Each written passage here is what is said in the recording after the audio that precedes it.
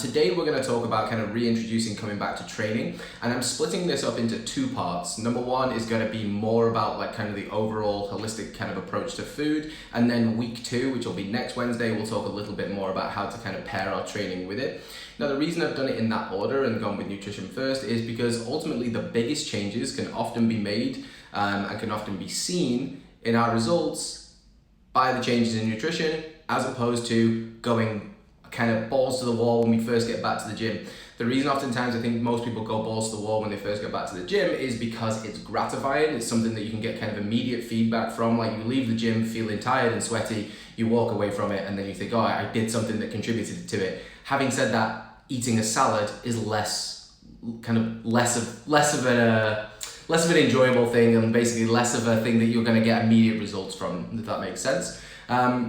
So as we go through this, we'll kind of talk pretty in depth about the big rocks that we're going to try and use when it comes to kind of stemming the overflow ultimately of what we might want to do when we first come back to training, whether that's after like an injury or time off, or whether that's after, as the case may be right now, a pandemic. So plan for today is to go through where to start, what to prioritize in terms of food, and then how to eat. Notice that it's not what to eat, it's how to eat.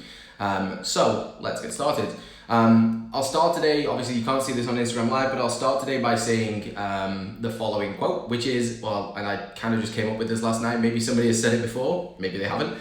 If you're going to build a dam, do you use big rocks or small rocks? So I'll say that again. If you're going to build a dam, and the purpose of a dam obviously is to stop water from overflowing, are you going to use big rocks or small rocks? And the answer most likely is big rocks. So we're going to first talk today about the big rocks of nutrition when it comes to kind of just getting all our ducks in a row when it first comes back to after eating, or the way we can eat after, or the way we're trying to eat after coming back from kind of a layoff or a pandemic. So get ready for some inception, dream within a dream, pyramid within a pyramid kind of shit to go down here. Consider the following bits of information in two pyramids. Eventually it'll be three pyramids, I think, when we talk about training as well, but today we'll just stick with two pyramids. The first one is going to be big picture. We'll call that the macro pyramid, and the other, more specific, we'll call the micro pyramid. So not to get those mixed up with macronutrients, just macro, slightly big picture, micro, slightly smaller picture, okay? The macro pyramid considers the greater variables at play any time we consider making a change to our health and fitness. Included in this pyramid are things like sleep, training, recovery, stress, nutrition, those big rocks, those big players, right? So they're pretty broad terms, and we'll talk about them a little bit more in depth as we kind of dive into, we'll talk about nutrition a little bit more in depth as we dive into the micro pyramid. So the micro pyramid in this case specifically considers the intricacies of nutrition. This is the nutritional workshop after all, so that's what we're going to talk about. Things like how much to eat to support performance, what nutrients to prioritize to support performance, when to eat to support performance. So the how, the what, and the when. In terms of like macronutrients overall, right? I'm not going to be telling you everybody should eat chicken breast, or everybody should eat protein powder, or everybody should eat tofu. Like, the macros are the things that are more important. Get from them what you're going to get from them, okay? So the macro pyramid, as we kind of dive into it, I'll say this for everybody in the back and for all those people who hope that there's magic, and even though there isn't, and I'm probably one of those people as well, all these variables are equally important in improving health and fitness and performance, body composition, and ignoring any one of these, it'll basically be at our detriment, and it will severely hinder our progress. So the main things that we're talking about in terms of layers of these pyramid is our nutrition, training, stress, and sleep or recovery, however we think about those things, right? So the reason I've set it up in a pyramid is because for some people, training might be the biggest layer. It might be the thing like the catalyst for change. Stress might be the catalyst for change, stress reduction. Sleep might be the catalyst for change. That's me. Nutrition might be the catalyst for change. Obviously, this is nutrition workshop, so we'll presume that the catalyst for change here is nutrition. Having said that, I know specifically that if I don't sleep very well, if I get not enough sleep, basically everything that goes on from there, my training suffers, I get burnt out quicker on in the day, I get decision fatigue earlier on in the day, and ultimately my food choices kind of fall by the wayside. So for me, sleep is the big one, but we'll presume here that nutrition is the main one as we go through this, all right? So if you're looking around and thinking, who would do such a thing? Who would neglect nutrition, training, stress, or sleep? It's you, right? One of those things is ultimately fallen by the wayside at some point. We've probably tried to overload training. As I said right at the start of this, training is the most gratifying layer of that pyramid, and it's the one that gives us the most initial feedback. But it's an hour a day. The other 23 hours a day we can be doing, kind of putting bigger rocks in place to stem the overflow of potential of that dam kind of bursting. All right. So I advise that obviously we try and set some clear goals around any one of these particular layers of the macro pyramid. So I'll give you some examples. You don't have to do all of them. You do have to try and do a little bit of digging and kind of recognize which one do you feel like you can do the biggest damage to first, right? So what's the low-hanging fruit for you? No nutrition pun intended there. So as I mentioned, sleep is the big one for me. If I don't get enough sleep, everything else kind of falls by the wayside. So potentially as I go through some options here, you could maybe see yourself in one of these categories or another. So 1 to 2 sleep interventions that encourage or ensure greater sleep. Something like blackout blinds is really useful. They cost $50 and it's going to improve your sleep. I can pretty much guarantee it. It's not my research, it's everybody else's research and my experience. White noise, super useful. You can get free apps on your phone. I love it. Molly the dog loves it. Everybody else in the house will love it, and you won't have to hear your neighbors. Consistent sleep and wake time is something that we could probably all benefit from. Trying to go to bed at 10, get up at 6, that's pretty much how my day operates, if I'm totally honest. That ensures that I get the same 8 hours each night, and then my REM cycle is actually set up in a very circadian way. So consider one of those things that maybe you could do. None of those things are radically different, but you would get radically better results from doing one of them, all right? So if you realize that sleep is a bit of an issue for you, before you come back to training, don't just dive into training and think, I'm just gonna go back and train 7 hours a week for, 7 days a week. If you can't recover from it and you're sleeping like crap, you're gonna burn the candle at both ends, and it's gonna be good night Vienna. So then I would say, going on to training, we're looking at 3 or so days when you first get back to it, 60-ish minutes of effortful resistance training per week. Why do we talk about resistance training being the preferred option? Well, resistance training is the thing that either builds or maintains muscle mass. We've talked about this before. It's going to be the thing that kind of burns the most calories for us throughout the day.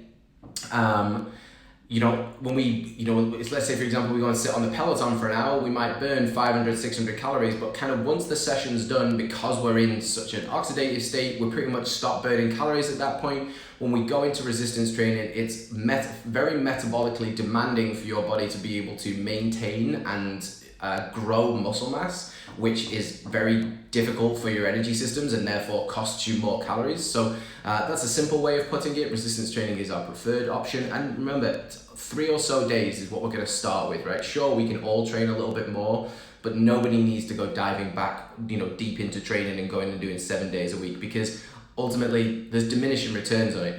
You're not going to be able to maintain it, and you're not going to get that good of a result out of it from going from a handful of days here and there with a resistance band to burying yourself in a squat rack somewhere, okay? 1 to 2 stress reduction options, interventions like potentially massage, meditation. Maybe massages are kind of off the plate right now. Maybe we still can't go and get them. Even just simple things like time out in the sun, reading a book, time out in nature.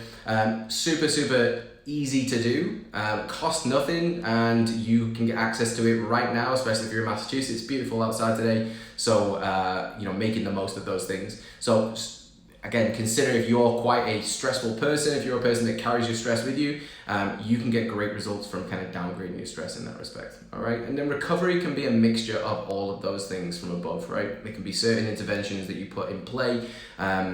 Obviously, recovery is kind of a bit more of a general one. Stress reduction and recovery can be one-in-one. The way you eat can obviously aid your recovery in terms of maintaining muscle mass and not costing you kind of any night's sleep. If you eat a load of crap right before you go to bed, you're going to sleep like crap and your training is going to suffer the day after. So recovery is basically kind of mixture in all those previous interventions, okay?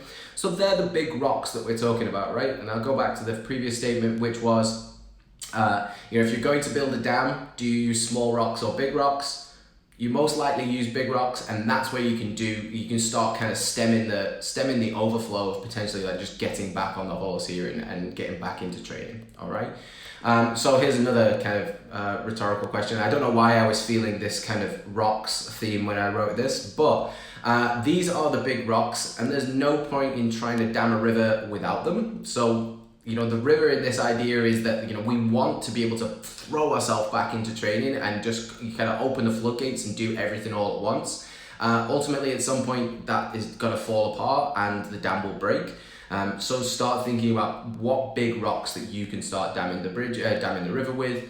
And then, again, still sticking on the rocks idea, if you're using big rocks, but they're made of sand, how long will your dam last? So what I mean by that is, if you think that, like, you know, you're gonna go and have a 1,000 calorie diet and you're gonna train 7 days a week really, really hard, that's ultimately building a dam with shitty rocks, with rocks that just aren't gonna stand the test of time. And before you know it, whatever's building up behind that dam is gonna break, and you're gonna get buried again, and you're gonna kind of be back at zero. So be patient, take your time, think about building strong rocks, building these interventions of things like, you know, getting a few more vegetables and a little bit less cheesy snacks is going to be the thing that's going to have the legs, rather than just saying, right, that's it, I'm going cold turkey, I'm cutting all this out, I'm only going to eat broccoli and chicken, and then 2 weeks later being miserable and, you know, throwing yourself into a Pizza Hut somewhere. All right.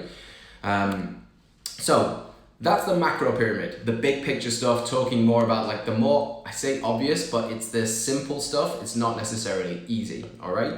Now we'll talk a little bit more about the micro pyramid. And the micro pyramid, I guess there's a little bit of conflicting language here because the word macros is used in it. But when I refer to macros in this pyramid, I'm talking about macronutrients. All right, so I'm just going to shorten it for macros. So again, I'll say this for everybody in the back, moving beyond your foundational principles of getting some sleep, training a little bit, you know, spending some time in nature and downgrading your stress, and eating a few more vegetables and a few less Cheetos, moving beyond that and going straight into the nitty gritty of like, oh, my diet's gonna be perfect, but ignoring the other things, the wheels will fall off pretty damn quickly, all right? And I can't say it enough.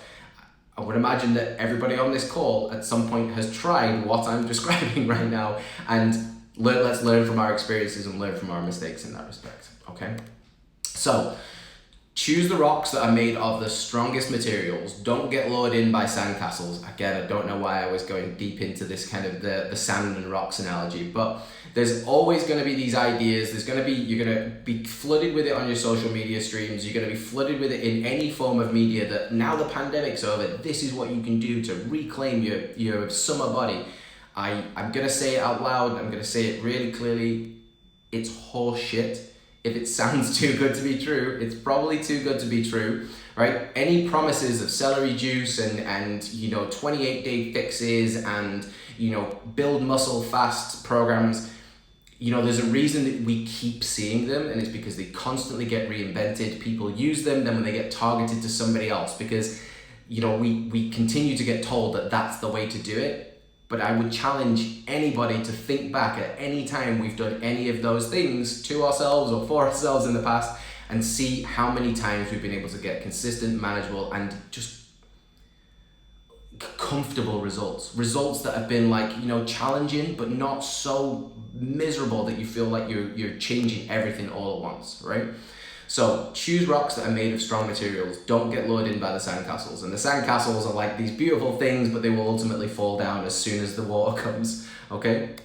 So diving into the micro pyramid, which is where we're talking about calories, macronutrients, timing, meal composition, and supplements or hydration, okay? So if you're on the Zoom call, you'll be able to see this. If you're not on the Zoom call, I'll share these slides with you later on. But 90% of this pyramid, 90% of it is made up of calories and macros. They're macronutrients. There are two big kind of subject matters that we're going to talk about and spend the most time with. You know, going beyond that is really, I realize that I've done the math wrong here on the thing as well. There's 110% in this pyramid on the thing, so I'll change it before I send it out. That'll be embarrassing.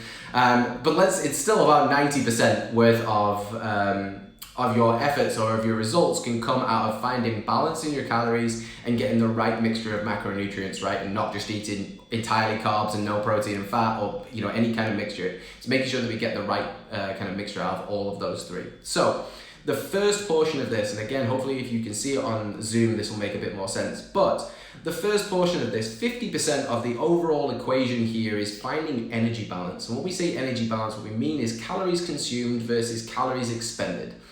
So that's the number one factor in body composition change.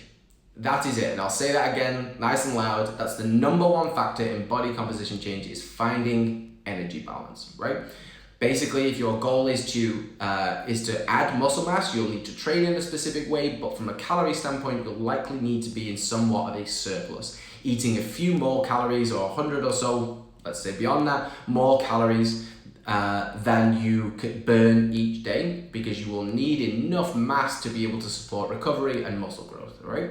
If your goal is body composition maintenance, we need to find what our isocaloric amount is. So let's say, for example, my body needs 2,000 calories a day to live, and then I train for an hour and I burn 500 calories. That's about 2,500 calories that my body needs to be able to sustain its current body weight. So I'm going to eat there or thereabouts 2,500 calories. All right. If my goal is to lose weight, then I'll need to be in a calorie deficit. And we can create that in a multitude of ways. Most likely it's going to be interventions of doing a little bit of training and creating a little bit of a calorie deficit by being smart with our food selection and smart with our food volumes. Okay. So if you're aiming to gain muscle, as I said, you'll need to be in a surplus. If you're aiming to lose fat, you'll need to be in somewhat of a deficit. If your goal is to kind of maintain your body weight and feel like that's also the challenge, is to maintain your body weight and not fluctuate, then we'll need to find somewhat of an isocaloric state, so just staying steady, all right? So if we're going for a calorie surplus amount, I would recommend no more than about 20% of your isocaloric 20% more than your isocaloric amount per day, all right? So if, let's say, for example, you eat 2,000 calories a day, an extra 20% there is an extra 400 calories, so that's 2,400 calories per day. You'd be in a 400 calorie surplus, and then you'd have to train in a specific way, which is what we'll talk about next week, to be able to maximize muscle growth whilst you're in that calorie surplus, okay? Calorie deficit amount, basically the opposite. I would recommend no more than a 20% decrease from your isocaloric amount. So again, if you were eating 2,000 calories a day as your isocaloric amount, drop into no less than 1,600 calories per day. Obviously, I'm not suggesting that anybody should be eating exactly that. Everybody's isocaloric amount is going to be different. One of the best ways that you can find that, in my opinion, is to use the Precision Nutrition macro calculator, and it will tell you what your it will tell you basically what it estimates, what it recommends to maintain your body weight, lose weight, gain weight. Precision Nutrition is basically top of the crop when it comes to those kinds of things. So go on to precisionnutrition.com and just search calorie calculator or macro calculator. They both do the same thing. One just more towards macros, but they still need the calorie amount. So dropping calories too low, for example, let's say we go to 50% of our total calorie amount, will increase our likelihood of muscle catabolism, which means that our body will break down muscle mass, and it's precious muscle mass because we've probably just spent God knows how many hours in the gym trying to maintain it. It's precious muscle mass, and it will break that down for energy, right?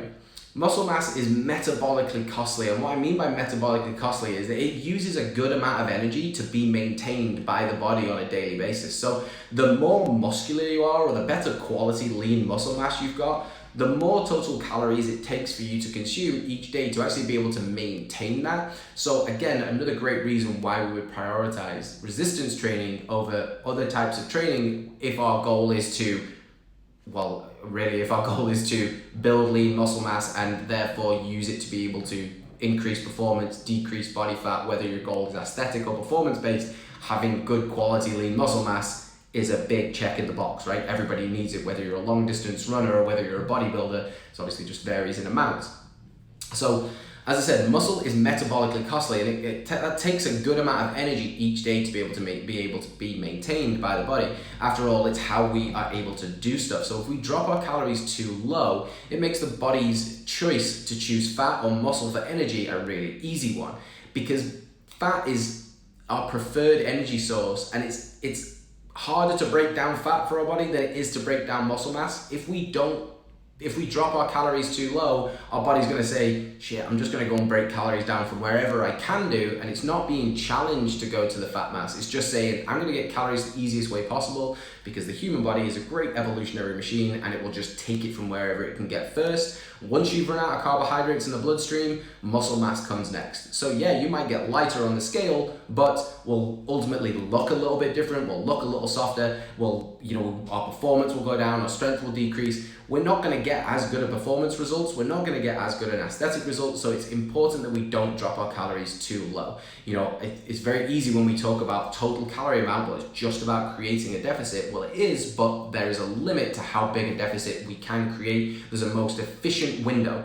If we don't drop our calories low, however, then obviously it takes a little longer. And we as human beings, not that patient. But that's why I would keep saying, continue to be patient, get the big rocks in the way first, and then start working on filling in the gaps a little bit more specifically with stuff like this, okay?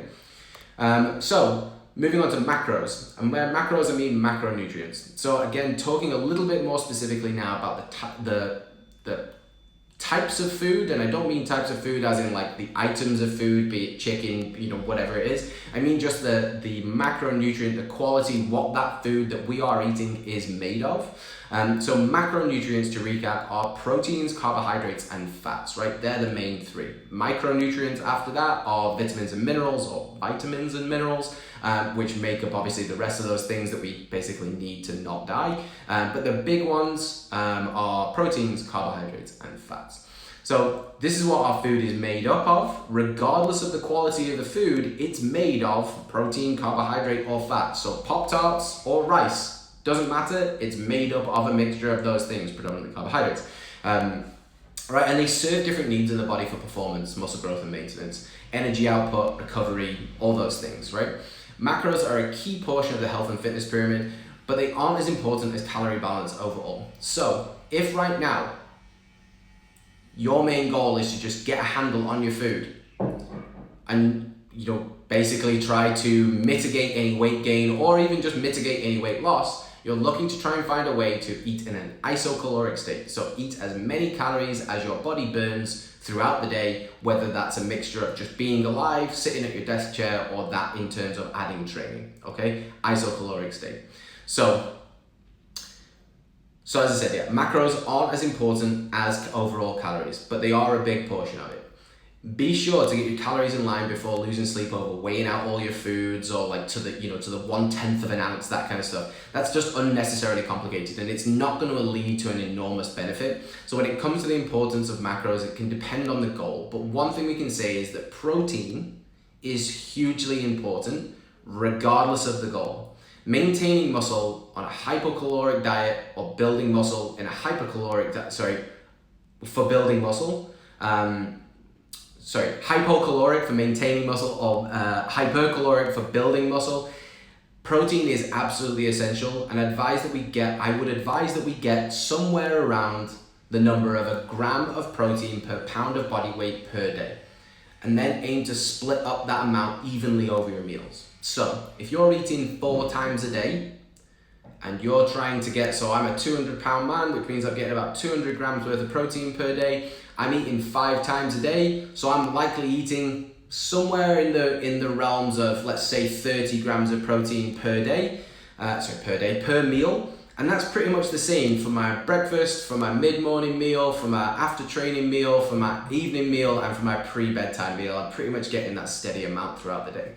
So there's a great reason for doing that. The reason I would get an equal amount of protein throughout the day is multiple fold, but the first reason is satiety, right? Protein has been shown to be the most satiating macronutrient.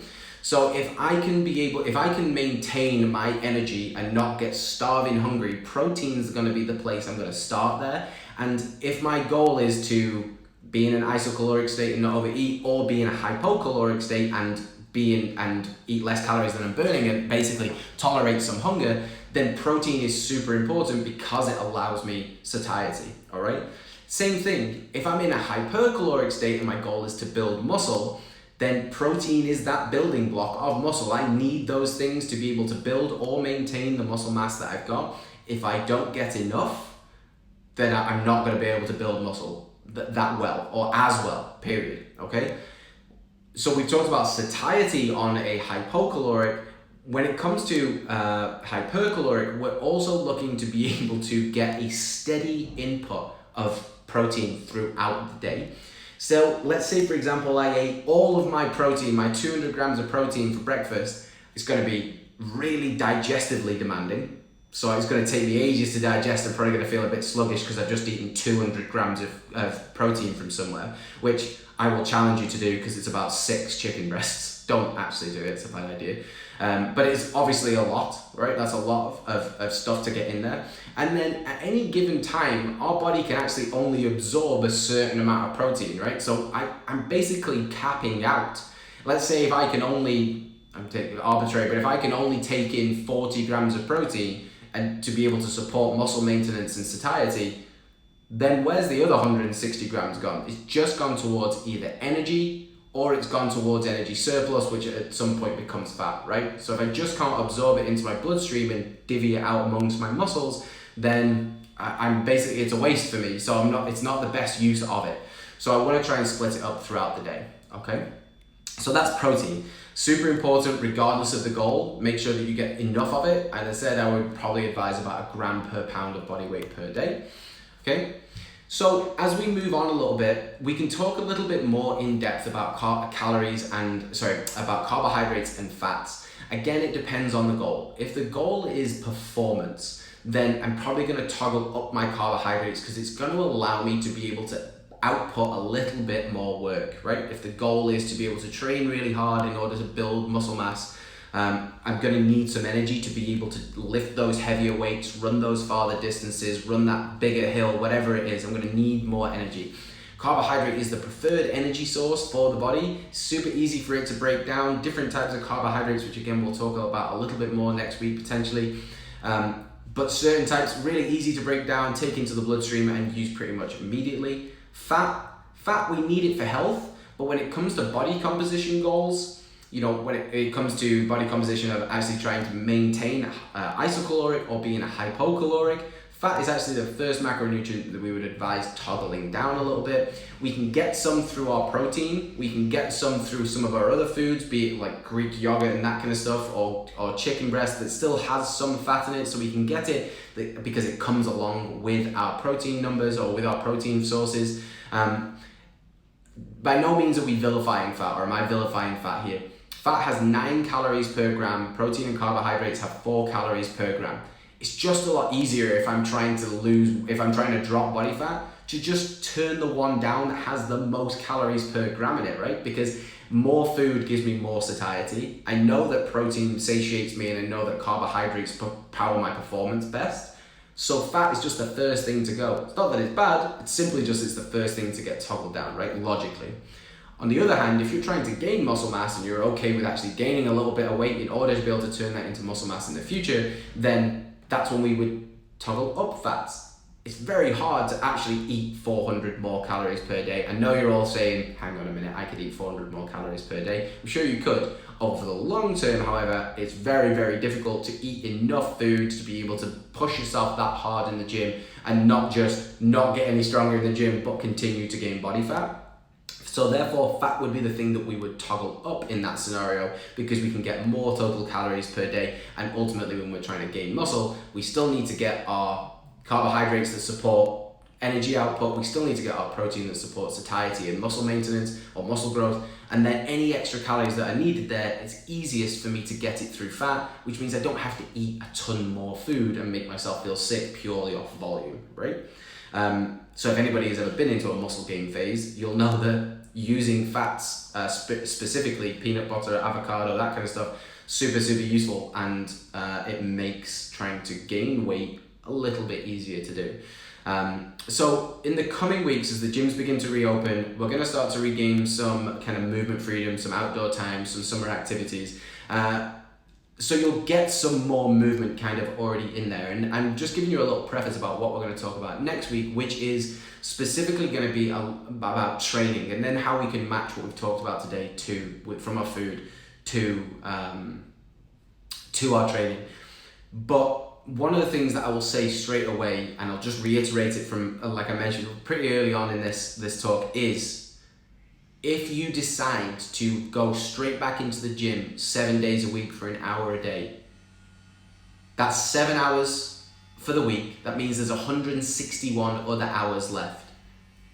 161 is far bigger than 7. Even if you were to train for 2 hours a day, still only 14 hours in the gym. There's a ton more time where you can work on putting other big rocks in place, like we talked about earlier on, that you will get really big bang for your buck for without actually having a ton of overburdening output. Like being in the gym 2 hours a day is bloody hard work. Like unless we're just sitting here on Instagram, it's bloody hard work to be able to do that much work for 2 hours. Whereas it's also ultimately it's a bit like the law of diminishing returns is that I can crush myself in the gym, but I'm ultimately using an inferior tool, or I've gone beyond what is necessary, where I could be using a more superior tool, which is coordinating how much sleep I can get, if I can get the same sleep each night, if I can get some blackout blinds, if I can get a white noisemaker for $20 off on Amazon and see if it improves my sleep. Like, the cost of those things is far lower than trying to just crush yourself in the gym. Training is just one facet of all of these things. And with any of these things that we talk about, the overall main thing to consider is whatever you choose to do, can you adhere to it, right? Can you adhere to it? So any change that you make, if it's a short-term change, know that it's a short-term change. Let's not get bewitched by the idea of these sandcastles, like, oh, it's just, I'm going to be able to do it forever, because we're not going to be able to do it forever. It's adherence to whatever changes we make. So start small, gradually start dialing up the intensity of those particular things rather than maybe adding more. Can you do that same thing better rather than just thinking, okay, done that next, without fully understanding what we're actually trying to achieve yet. So we've talked a little bit about calories and the importance of calorie balance today. We've talked a little bit about more about macros, making sure that we get enough protein, making sure that we get enough carbohydrates, to be able to support output, and then just toggling down our fats depending on our overall goal, or toggling up fats depending on our overall goal. So calories and macros, anything beyond that, if you're seeing this later on or you're seeing this on the slides, anything beyond that in terms of nutrient timing, meal composition, supplements and hydration, we'll definitely talk a little bit more about that, but notice that makes up a very small percentage of the overall pyramid here. The big rocks are calorie balance, how well can you do that? Macros, how well can you do that? And again, don't lose sleep over weighing out all your food until you feel like you've got a good enough understanding of, hey, am I hitting the calorie balance through the foods that I'm eating right now? So before you even decide to change any of the foods, are you eating enough to support your goal, or are you eating not enough, or like less than is necessary to be able to hit your goal, okay? So bear all those things in mind. Thank you for your time. Thank you for your attention. We have the same bad time, same bad place next week, and we'll talk a little bit more about the specificity of how we can get more out of our training and how we can match our food to that. So thank you very much for your time. Peace.